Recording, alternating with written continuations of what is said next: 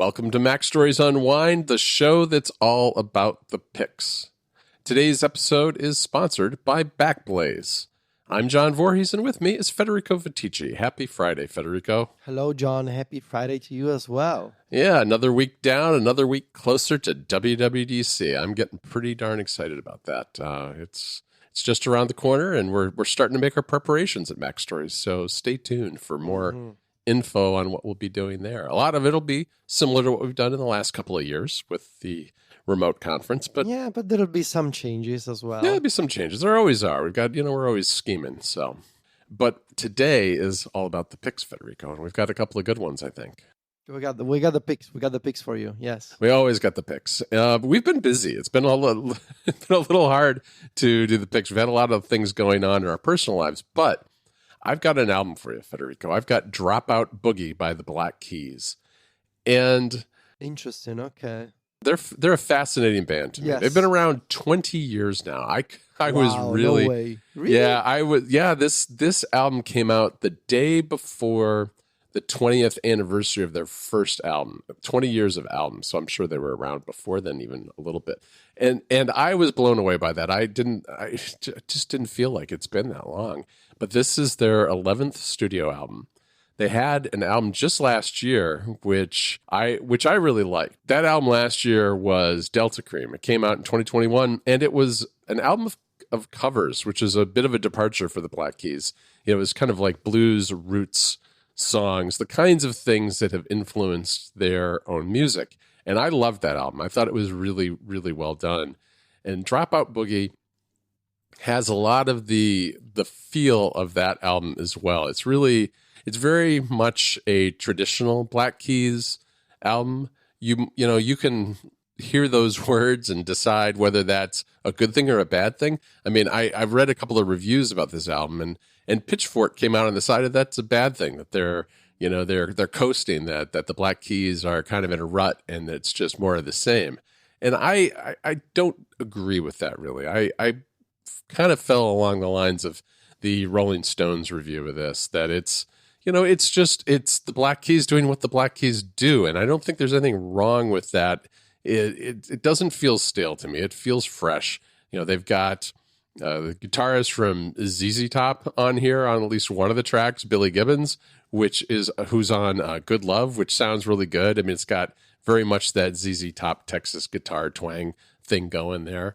The title track here, or not the title track, the opening track, Wild Child, is very much a Black Keys classic. It has that garage, crunchy guitars and blues riffs that really, really drive this album from the very beginning to the end. Now, it's probably not my favorite Black Keys album ever. I think El Camino would probably be my all-time favorite, but which is the one that won them at least one of their Grammys. I think they got Grammys a couple of years running there, or a couple of albums running there. So it's not quite to that level. However, Wild Child in particular, I think it really comes close to, in my mind, something like Gold on the Ceiling in terms of my favorite Black Keys tunes. There are other great songs here. There's Burn the Damn Thing Down and Didn't I Love You, which are both really good bluesy songs as well. I mean, I just feel like this album has taken the Black Keys beyond kind of where they started, which was very much a garage band kind of rock album, to an album that has really kind of re-identified with their blues and southern rock roots in a way that I just enjoy, because there aren't many bands doing this sort of thing anymore. It's not a sound you hear in 2022 very often, and to me that's really refreshing. It may be a nostalgic feel in a certain way, but it works for me, and I highly recommend this. This is only a 34 minute album, 10 tracks, and it's fantastic. 10 tracks. I like when bands do this, like, compact records. Yeah, it's very, very compact. Yeah, I find it very challenging when you have those albums that are like 22 songs. And it's like, oh, geez, how am I going to get through this whole record? So, yeah, that's also something that I appreciated last year, for example, with the Churches, right? Yeah, exactly. All these compact albums, yeah. So, speaking of, I got a couple of different picks here. So, speaking of music, I of course need to mention the new single by My Chemical Romance. Ah, yes, yes, very good I, track.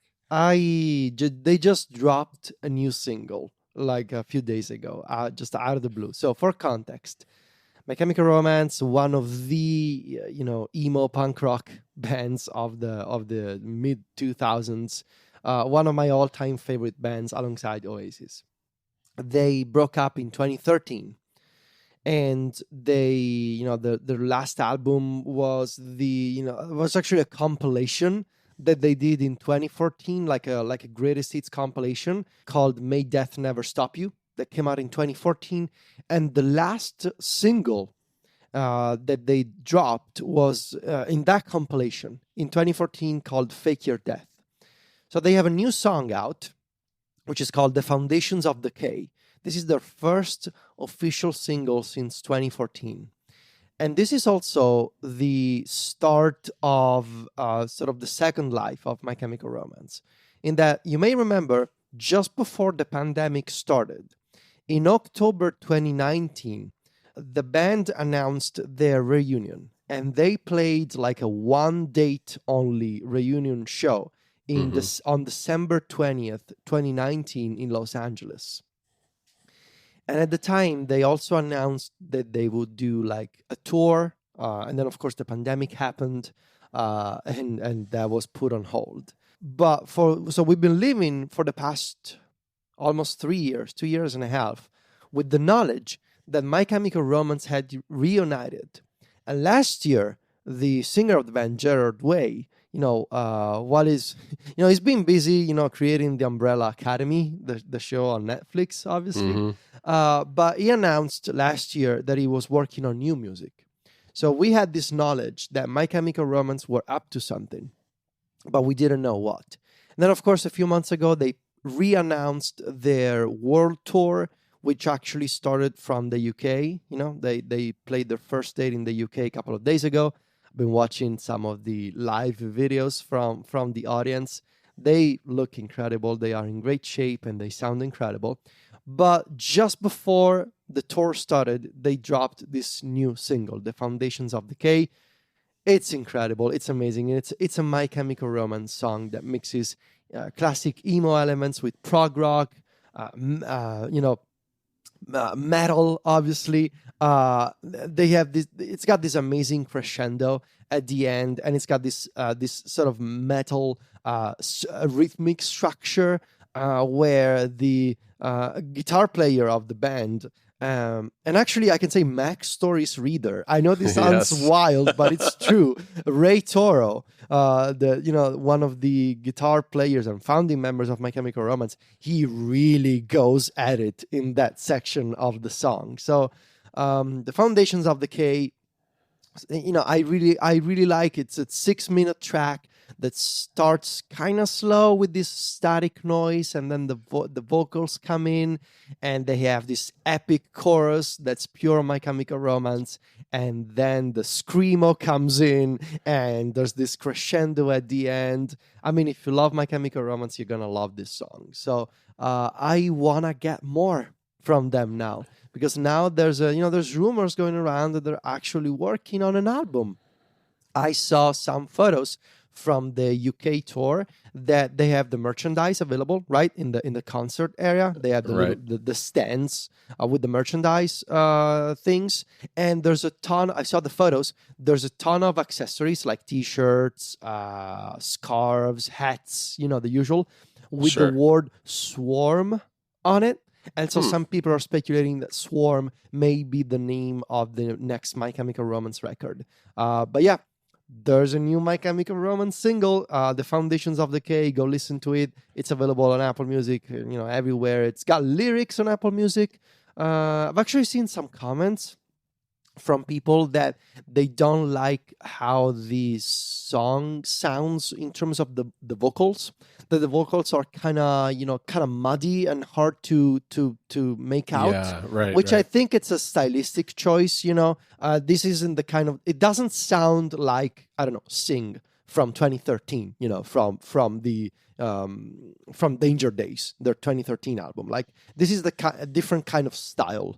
So yeah, go check it out and judge for yourself. But yeah, I've listened to this song like 30 times already or something. So I love it. Yeah. If they have an album coming out, it'll be interesting to see when that happens, because if they're on tour now, I would, unless they recorded that before they went on tour, it's hard to know when that might actually drop. Yeah. And also, I am fascinated by the fact that in their first dates in the UK, they have played some songs, like some B-sides, for the first time live. So they are using old material in a new way on stage. Go on YouTube and search for My Chemical Romance Live UK, sort by date. There's some excellent videos taken from the audience, like in the first row.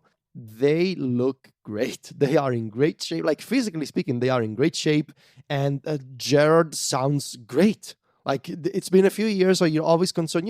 Gerard is now in his 40s, I want to say. Mm-hmm. So, like, from a purely physical standpoint, going back to doing this kind of thing after a few years of inactivity is challenging. But they still got it. So cool. Go watch those videos. This episode of Mac Stories Unwind is brought to you by Backblaze. Backblaze offers unlimited computer backup for Macs and PCs for just $7 a month. For that price, Backblaze will back up your music, photos, videos, drawings, projects, you name it. It's all backed up, safe and secure. If you need to restore your files, that's easy too. You can restore your files from anywhere in the world by using their web interface or their excellent mobile app that's available for iOS and Android. You can even have your backups shipped to you on a hard drive or a flash key. And Backblaze offers a restore, return, refund program too. Buy a hard drive to restore your data, and Backblaze will send it to you with your backup on the drive. And if you return it within 30 days, you get a full refund for the drive's price. It's a perfect solution for restoring large sets of data. Also, if you've ever worried about deleting a version of an important project file, Backblaze has that covered too. For just $2 a month more, Backblaze will extend your file retention history to a full year. If you need to restore to a previous version, Backblaze makes that as easy as picking the date on the calendar that you want. I've been using Backblaze for years, and I've used their mobile app, the web interface, and the Restore, Return, Refund program, all to restore lost data, and all of them worked equally well. The company has lots of experience over the years. They've actually restored over 55 billion files to customers, and it's recommended by a long list of publications, including the New York Times, Inc., Macworld, PC World, LifeWire, Wired, Tom's Guide, 9to5Mac, and a whole lot more. Start a fully featured 15-day free trial of Backblaze today with no credit card required by going to backblaze.com/MacStories. Once again, that URL to get a 15-day free trial with no credit card is backblaze.com/MacStories. Our thanks to Backblaze for their support of Mac Stories Unwind. So I got a second pick for you, John, which is not excellent a video game. It's close, video though. game adjacent, okay? So I'm not breaking my rule. I just want to point people in the direction of version 2.0 of Pokémon Home. So Pokémon Home is the Nintendo service, it's the Nintendo Cloud service that lets you deposit Pokémon from different games and previous services into one single cloud storage solution for all your Pokémon. Pokémon Home got this big update this week, version 2.0, that includes compatibility with Pokémon Legends Arceus, which is the latest open world game on Nintendo Switch, as well as the Pokémon Brilliant Diamond and Shining Pearl remakes. These are also Nintendo Switch games. These are remakes of the Diamond and Pearl DS titles, Generation 4 of Pokémon. So now what you can do is you can have two-way communication. So pay attention here because it gets complicated. And I can maybe send you this image. Is this the image that shows kind of like where all the Pokemon can come from? Yes, yeah, I think arrows. I've seen this on Twitter. Yes. So this enables two-way communication for these games, Brilliant Diamond, Shining Pearl, Legends Arceus, Sword, and Shield. Meaning, you can take a Pokemon and let it travel back and forth between all of these games using Pokemon Home as the sort of the middleman, with a lot of caveats. Yeah. There are some forms that cannot be brought into Pokemon Sword, or that, like, for example, some Hisuian forms from Legend Arceus, they will not appear in Pokemon Sword and Shield because those forms do not exist in the Pokédex of those games. Right. But in the Pokemon Company, they've done a pretty good job. Obviously, go check out Cerebi.net if you want to have all the details about this. For example, if you catch a Pokemon in Legends Arceus on your Nintendo Switch and it's an alpha Pokemon, and you put that into Pokemon Home, and later you bring it into Pokemon Sword. Now, obviously, alpha Pokemon do not exist in Pokemon Sword and Shield, but you will see a mark on that Pokemon in the summary page. So you will keep the alpha Pokemon mark. So they have all these translation layers, basically, right? All these different things that can, keep the origin details of a Pokemon. And there are some caveats, like, for example, if you take a Pokemon into Arceus, and, like, for example, if you take a Pokemon from Pokemon Sword, and that Pokemon is in a Master Ball, obviously Master Balls do not exist in Legend Arceus because Legend Arceus is set in the past. So that Pokemon will appear in a Strange Ball. And it'll tell you it comes from a faraway place, But yeah, you have compatibility for all these games now. What about the alphas in Arceus? If you take those into Sword, and you said they have a mark on them, but can you use them, or you can use them, but they will not appear bigger. They'll just I think they'll just have the mark. And there are, of course, certain moves that do not exist in Pokemon Sword, and in the case the Pokemon will revert to the default moves for that Pokemon in Sword and Shield. But this is all difficult, right? Because all of this is fictional, right? Nintendo is making up the rules here. So this is all based on something that doesn't exist. Yeah, it's also hard to keep straight and also be consistent because there have been so many games over so many years with overlapping, different sets of Pokemon and everything. And this all ties into the Pokemon Bank too, right? So Pokemon Bank is the previous service. Yes. For the Nintendo. Shutting down soon, isn't it? With the I think it might be shutting down with the 3DS store, and I don't know. Maybe I'm making that up. I shouldn't go out too far on a limb on this one, but I thought that there was something about Pokemon Bank that was being restricted soon, but maybe I'm wrong. Yeah, starting March 2023, the Nintendo 3DS eShop will be shut down alongside the Nintendo Wii U store. And when that happens, Pokemon Bank will no longer be available for download. So it's just downloading. You can probably still use it. Yeah. Yeah. So Pokemon Bank, great attention to detail here, John. Thanks for mentioning it. Is the old service for depositing Pokemon from the DS, 3DS games, as well as the Virtual Console games, right? From the old era of the Nintendo eShop on DS and 3DS. Right. So, for example, I did this 2 years ago with the pandemic. I wanted to transfer Pokemon from Pokemon Ruby, which is a GBA game, right, into Sword and Shield. How would you do that? Well, you put your GBA cartridge in a Nintendo DS. On the Nintendo DS, you use Pokemon Diamond or Pearl. You transfer that in, then you put that Pokemon into Pokemon Bank, then you switch to Pokemon Sun and Moon that have the direct... No, you actually use the Pokemon Bank app on the 3DS, and you move that into Pokemon Home. So it's a bit convoluted, but it works, and you can actually take advantage of this system now to move a Pokemon from something like I mentioned, like Pokemon Ruby, which came out in 2003, and move it all the way up to Pokemon Sword and Shield or Legends Arceus. Can you start as far back as like a Game Boy game? No.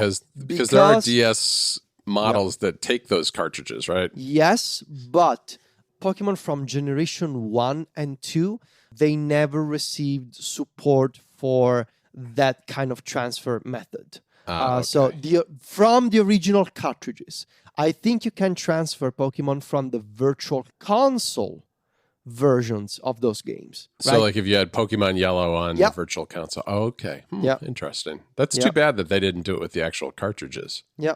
So, to sum up, Pokemon Home version 2.0 now supports Sword and Shield, two-way communication, Arceus, two-way communication, Brilliant Diamond and Pearl, two-way communication. One-way only, meaning into Pokemon Home only, Pokemon Bank, Pokemon Go, and Let's Go Pikachu and Let's Go Eevee. All right. Well, that's quite a lot. That's a lot. And make sure to put that image in the show notes because I know that it's a lot of info. Yeah, I will. It's confusing. I mean, but if you have old games, it is a great way to kind of move those things forward into the modern era, which is fantastic. All right, Federico, that's it for this episode of Mac Stories Unwind. I want to thank Backblaze again for supporting this episode. You can find me and Federico over at macstories.net. Federico's on Twitter and Instagram, where he's at Viticci. That's VITICCI. And I'm at John Voorhees. JOHNVOORHWS. Talk to you next Friday, Federico. Ciao, John.